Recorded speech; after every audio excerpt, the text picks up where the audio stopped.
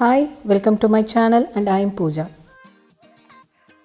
இந்த வீடியோல நம்ம வேக வச்ச சுண்டலை வச்சு குயிக்கா எப்படி ஒரு ஸ்நாக் பண்றதுங்கறத பார்க்கலாம். இந்த ஈவினிங் ஸ்நாக் வந்து எல்லா குழந்தைகளுக்குமே பிடிக்கும். நம்ம யூசுவலா சுண்டலை வேக வச்சு அதை மறுபடியும் தாளிச்சு கொடுக்கிறதுக்கு பதிலா ஒரு சேஞ்சா நீங்க இந்த மாதிரி உங்க வீட்ல பண்ணி கொடுங்க. உங்க வீட்ல இருக்க பெரியவங்களுக்கும் சரி, குழந்தைகளுக்கும் சரி இந்த ஸ்நாக் வந்து ரொம்பவே பிடிக்கும். So let's get into the video. நான் இங்க வந்து வெள்ளை சுண்டலை ஹோல் நைட்டும் நல்லா தண்ணியில் ஊற வச்சு அதுக்கப்புறமா குக்கரில் சுண்டலோட சேர்த்து உப்பு தண்ணி ஊற்றி மீடியமில் வச்சு 5 விசிலில் நல்ல சுண்டலை வேக வச்சு இங்கே வீடியோக்காக ஒரு பவுலில் இப்போ நான் எடுத்து வச்சுருக்கிறேன்.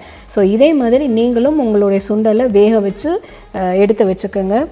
நான் வேக வச்ச சுண்டலோட அளவு வந்து ஒரு 1.5 கப்பு இருந்தது. இது வெந்ததுக்கப்புறமா இருக்கிற மெஷர்மெண்ட்டை நான் இந்த வீடியோவில் வெள்ளை கலர் சுண்டல் வச்சு இந்த ஸ்நாக் பண்ணி காமிச்சிருக்கேன். உங்கள்கிட்ட கருப்பு சுண்டல் இருந்தாலும் அதையும் நீங்கள் தாராளமாக இந்த மாதிரி வேக வச்சு யூஸ் பண்ணிக்கோங்க. வெந்த சுண்டலில் இப்போ நான் மறுபடியும் 1 கப் அளவுக்கு குக்கும்பர் வந்து நான் பொடிசாக நறுக்கி ஆட் பண்ணியிருக்கேன். 1/2 கப் அளவுக்கு தக்காளியும் பொடிசாக நறுக்கி ஆட் பண்ணியிருக்கேன். அதுக்கப்புறமா ஒரு 1/4 கப் அளவுக்கு வெங்காயம் வந்து நறுக்கி வச்சுருக்கேன். நீங்கள் வெங்காயம் வந்து பெரிய வெங்காயம் யூஸ் பண்ணுங்கள், சின்ன வெங்காயம் யூஸ் பண்ணாதீங்க. பெரிய வெங்காயத்தில் வந்து காரம் அந்தளவுக்கு இருக்காது. ஸோ இந்த ரெசிபிக்கு ரொம்பவே நல்லாயிருக்கும். சின்ன வெங்காயம் வந்து சுருக்கன்னு காரம் இருக்கும், அது குழந்தைங்க எல்லாம் விரும்பி சாப்பிட மாட்டாங்க இல்லையா? ஸோ அதனால தான் நான் இங்கே சொன்னேன். உங்ககிட்ட ஒயிட் ஆனியன் வந்து அவைலபிளாக இருந்துச்சுன்னா அதை பொடிசாக நறுக்கி போட்டுக்கோங்க. அது இன்னுமே இந்த டேஸ்ட்டை வந்து ஹைலைட் பண்ணி கொடுக்கும். கொஞ்சம் கூட காரமே தெரியாமல் அது ஆனியன் சாப்பிட்றோங்கிற அந்த ஒரு ஃபீல் கூட நம்மளுக்கு இந்த ரெசிப்பியில் இருக்காது. ஸோ உங்கள் வீட்டு சைடு ஒயிட் ஆனியன் கிடச்சிருந்துச்சுன்னா மறக்காமல் அதை யூஸ் பண்ணுங்கள். இப்போ வெஜிடபிள்ஸ்லாம் ஆட் பண்ணி ஜஸ்ட் குயிக்காக ஒரு மிக்ஸ் பண்ணிக்கோங்க. 1/2 ஸ்பூன் சாட் மசாலா, 1/4 ஸ்பூன் அளவுக்கு உப்பு போட்டு நல்லா நான் இங்கே மிக்ஸ் பண்ணிக்கிறேன். சப்போஸ் உங்ககிட்ட சாட் மசாலா இல்லைன்னா நீங்கள் ஒரு 1/2 ஸ்பூன் வந்து ஃப்ரெஷ் லெமன் ஜூஸ் வந்து ஆட் பண்ணிக்கோங்க. சாட் மசாலா வேறு ஒன்றும் இல்லை, அதில் வந்து மேங்கோ பவுடர் பண்ணி வச்சுருப்பாங்க, ஜீரக பவுடர், பிளாக் சால்ட் ஆட் பண்ணியிருப்பாங்க. இதனால கொஞ்சம் ஒரு எக்ஸ்ட்ரா ஃப்ளேவர்ஸ் வந்து இது கிடைக்கும். பட் நீங்கள் சாட் மசாலாவுக்கு பதிலாக லைம் ஜூஸ் போட்டுறதுனால டேஸ்ட் எந்த விதத்துலேயும் மாறாது. ஸோ அதனால் நீங்கள் தாராளமாக லெமன் ஜூஸ் ஒரு 1/2 ஸ்பூன் வந்து ஆட் பண்ணிக்கோங்க.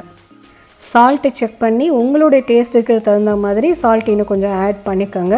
அவ்வளோதான், நம்மளோட ரெசிபி வந்து முடிஞ்சு போச்சு. ஃபைனலாக இந்த ரெசிப்பியில் ஜஸ்ட் கார்னிஷ் பண்ணி நம்ம சர்வ் பண்ண வேண்டியதான், அது மட்டும்தான் பாக்கி இருக்குது. ஸோ இங்கே நான் கார்னிஷிங்காக நான் யூஸ் பண்ணியிருக்குது ஹல்திராம்ஸோட பிளெயின் ஷேவ். ஆக்சுவலி இந்த ரெசிப்பியில் நீங்கள் ஓமப்பொடி போடுங்க, அது இன்னுமே ரொம்ப நல்லா இருக்கும். ஸோ இந்த ஹல்திராம்ஸ் நீங்கள் பேக்கெட்டு பிளெயின் ஷேவ் இருக்குது, பின்ன ஆலு புஜியா இருக்குது. இந்த 2 ஃப்ளேவர்ஸில் நீங்கள் எதனாச்சும் யூஸ் பண்ணுறதா இருந்தால் சால்ட்டு கம்மியாக போடுங்க அண்ட் லெமன் ஜூஸோ இல்லை சாட் மசாலாவோ கம்மியாக போடுங்க. ஏன்னா இந்த ஹல்திராம்ஸ் பேக்கெட்லேயே நல்ல புளிப்பு உப்பு எல்லாம் கரெக்டாக தான் இருக்கும். நம்ம போடுற ரெசிப்பிலே உப்பு அதிகமாகிடுச்சுன்னா ரொம்ப டூ மச் ஆகிடும், சாப்பிட முடியாது. அதனால் 3/4 உப்பு இருக்கிற மாதிரி பார்த்துக்கோங்க. ஃபைனலாக பொடிசாக சாப் பண்ணி வச்சுருக்கிற கொத்தமல்லியை வந்து இதில் ஸ்ப்ரெட் பண்ணி விட்டு நீங்கள் சர்வ் பண்ணிடுங்க.